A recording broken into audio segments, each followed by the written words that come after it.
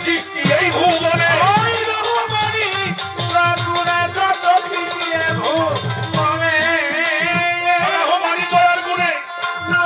সৃষ্টি এই ভুবনে স্তরে স্তরে রাইকেতে সাজায়া মোহরি স্তরে স্তরে রাইকা দিছা ছায়া দেখতে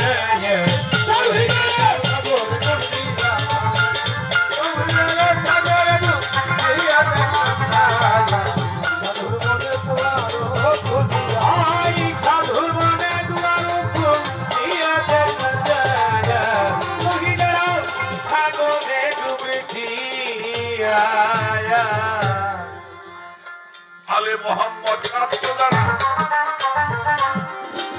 নূরের সন্ধান জানে তারা সুবহানাল্লাহ রশিদ গেল কিসে হারা হইয়া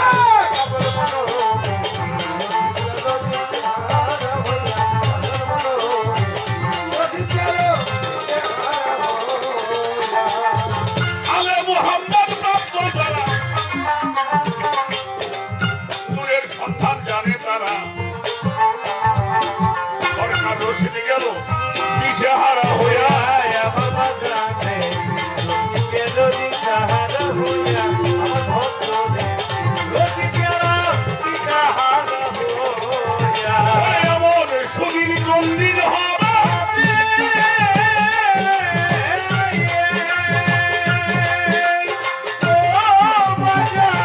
এমন সুদিন গন্ডিন হবে পাঞ্জাব সাবুদ হবে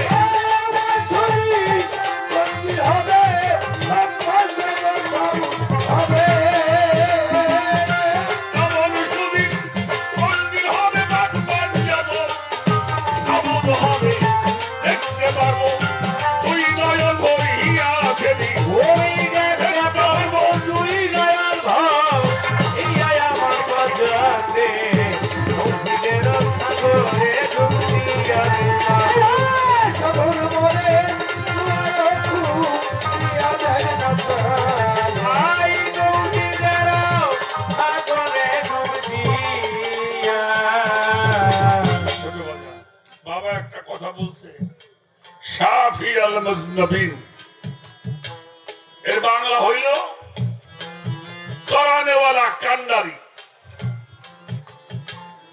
কিতাবের মধ্যে আসছে ওয়ায়াকুলু আদম শফিউল্লাহি নাফসি নাফসি আমরা কি করব ইয়া নাফসি আদম বলবে ইয়া ওয়ায়াকুলু দাউদ খলিফাতুল্লাহি নাফসি নাফসি ওয়ায়াকুলু মুসা কালামুল্লাহি নাফসি নাফসি ওয়ায়াকুলু ইব্রাহিম খলিলুল্লাহি নাফসি নাফসি ওয়ায়াকুলু ইসমাঈল জবিউল্লাহি নাফসি নাফসি ওয়ায়াকুলু ঈসা রূহুল্লাহি তাহলে সবাই নাফসি নাফসি বলবো আমরা কি করব হ্যাঁ শুধু একজন বলবে ওয়ায়াকুলু সাইয়্যিদিনা হাবিবানা মাওলানা মুহাম্মাদুর রাসূলুল্লাহি ইয়া হাবলি উম্মতি ইয়া হাবলি উম্মতি সবাই যদি নাফসি পায় আমরাও কই একজন শুধু কইব ইয়া হাবলি উম্মতি আমার হিসেবে তো নবী একজনই পাই আজাদ সে সব প্রচারক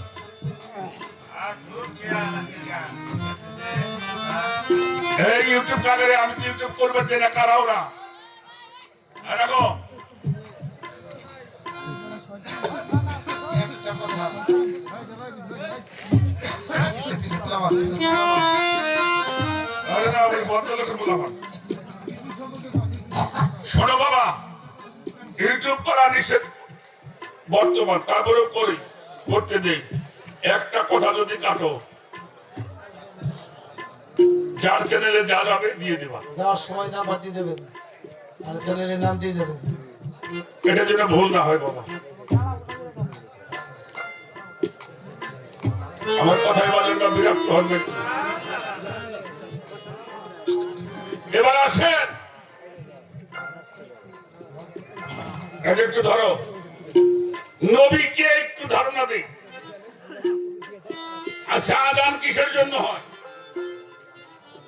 জি জি জি, নামাজের জন্য। আযান নামাজ কার জন্য? বাহ, তাহলে আযান নামাজের জন্য। নামাজ আল্লাহর সাথে কারো মিশন যাবে? হ্যাঁ?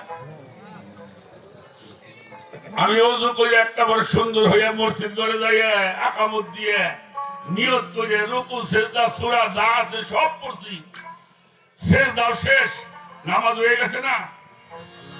হইছে? হ্যাঁ?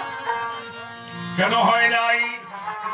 যতক্ষণ পর্যন্ত আপনি বলবেন না আত্তাহিয়াতু লিল্লাহি ওয়াস সালাতু ওয়াত তাইয়্যিবা আসসালামু আলাইকা ইয়া আইয়ুহান নাবিয়্যু রাহমাতুল্লাহি ওয়া বারাকাতুহু। ছোট এই সালামটা কারে দিলেন? কতক্ষণ নামাজ পড়লে আল্লাহর জন্য সালাম দেন, নবীর কারণটা কি?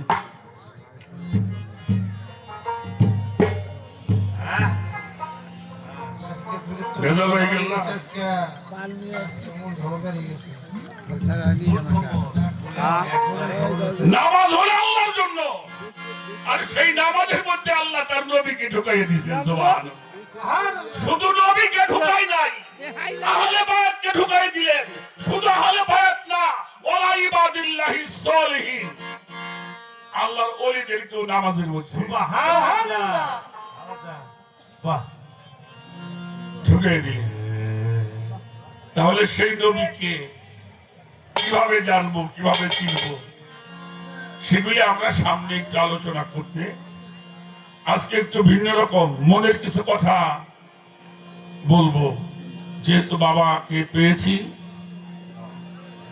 সেজন্য আমি আর বেশি কথা না বলি, সামনের দিকে চলে যাব। আমি একটি গান করলাম, সেই নূর মোহাম্মদ হলো সৃষ্টির গোড়া। আমার ওপারে একজন সাধক ছিলেন, তিনি ছিল কারি সাহ। তার গানের মধ্যে লেখছে, আগে জানগে নবীর আদি অন্ত কথা, আদি অন্ত কথা জেনে হৃদয় রাখো গাথা, আগে জানগে নবীর আদি অন্ত কথা। আগে খোদাকে পাইতে পারো, আগে আমার নবী ধরো, তাহলে পাইতে পারো গুণ রাখিও কথা। খোদারে ছাপাইয়া নবী হইছে সৃষ্টির দাতা, আমার নূর নবীজির পায়ের নিচে খোদার আরশের হইল মাথা।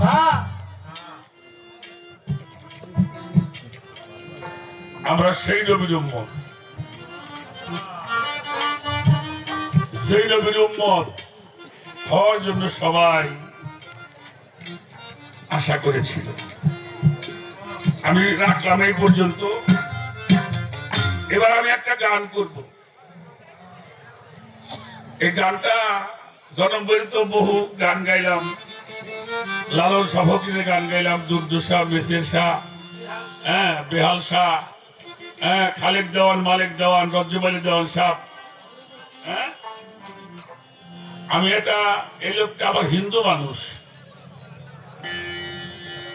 তিনি হলো রাধাবল্লভ সরকার। এই রাধাবল্লভ সরকারের একটা গান গাবো আমার বাজানের কাছে। আমি এই গানটা আমার জীবনে কোনদিন স্টেজে গাইও নাই, হ্যাঁ, কারণ গাবো কার কাছে, কোথায় গাবো বলেন? এখন যে গানের পরিবেশ হয়েছে, এই মঞ্চে আব্দুর রশিদ বয়াতি, এই মঞ্চের একটা ঐতিহ্য আছে। আর এখন দেখেন গানের পরিবেশ কি হয়েছে। গান হলে কাইকে শুনবেন, সাইডে গুজে আসবে সব মেকআপ, বিরিং বিরিং পার্টি,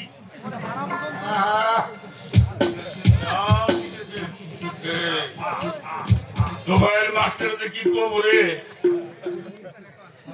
বাবা, আমি কইলে তো কষ্ট হবে না, আপনি